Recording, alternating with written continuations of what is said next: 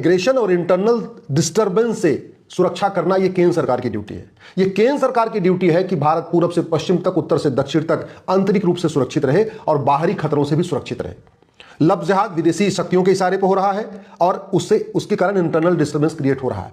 Land जिहाद विदेशी शक्तियों के इशारे पर हो रहा है, उसके कारण इंटरनल डिस्टर्बेंस क्रिएट हो रहा है। ड्रग्स जिहाद विदेशी शक्तियों के इशारे पर हो रहा है और उसके कारण इंटरनल डिस्टर्बेंस क्रिएट हो रहा है। घुसपैठ जिहाद विदेशी शक्तियों के इशारे पर हो रहा है और उसके कारण इंटरनल डिस्टर्बेंस क्रिएट हो रहा है। जो जनसंख्या जिहाद हो रहा है, ये भी विदेशी शक्तियों के इशारे पर हो रहा है, उसकी वजह से इंटरनल डिस्टर्बेंस क्रिएट हो रहा है। जो पॉपुलेशन रेशियो बदलता जा रहा है, ये हमारे लिए बहुत बड़ा खतरा है। जो डेमोग्राफी बहुत तेजी के साथ बदल रही है, ये हमारे लिए बहुत बड़ा खतरा है। जो यहाँ नकली नोटों का कारोबार चल रहा है, ये हमारे लिए बहुत बड़ा खतरा है।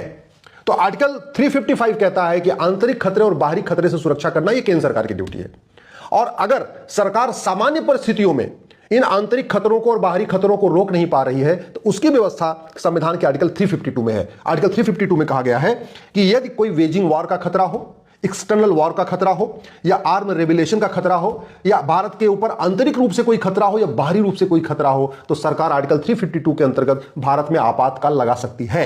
यह व्यवस्था आर्टिकल 352 में है। इस देश में सत्ता बचाने के लिए आपातकाल लग चुका है 1975 में। अगर सत्ता बचाने के लिए आपातकाल लग सकता है, तो राष्ट्र बचाने के लिए आपातकाल क्यों नहीं लग सकता?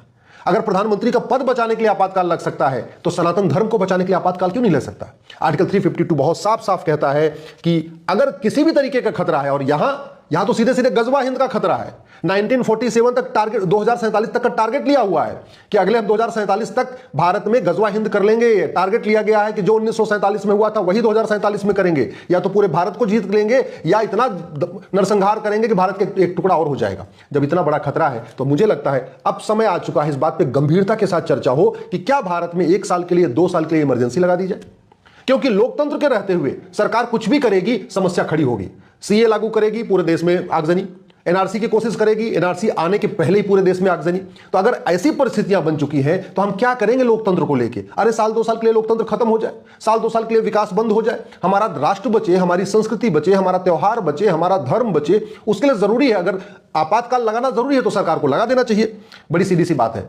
अब इतने बड़े खतरे आ चुके हैं, लफ्ज़ जिहाद, लैंड जिहाद, धर्मांतरण, घुसपैठ, जनसंख्या विस्फोट, 9 राज्यों की डेमोग्राफी बदल गई है, 800 जिलों में से 200 जिलों की डेमोग्राफी बदल गई है, 6000 तहसीलों में से 1500 तहसीलों की डेमोग्राफी बदल गई है, बॉर्डर के 300 तहसीलों की डेमोग्राफी बदल गई है। अंदर ही अंदर मुगलों के समय जो 1000 मदरसे थे, वो 3 लाख हो चुके हैं। और इलेक्ट्रीशियन, प्लम्बर, फिटर आतंकवादी बन रहे थे, तब फिर उसके बाद सिपाही, दरोगा, हवलदार आतंकवादी बनने लग गए। अरे अब तो डॉक्टर, इंजीनियर, प्रोफेसर भी आतंकवादी बन रहे हैं। अब बचा क्या है? अब बचा क्या है कि मतलब दोबारा फिर से 1947 वाला नरसंहार शुरू हो जाएगा?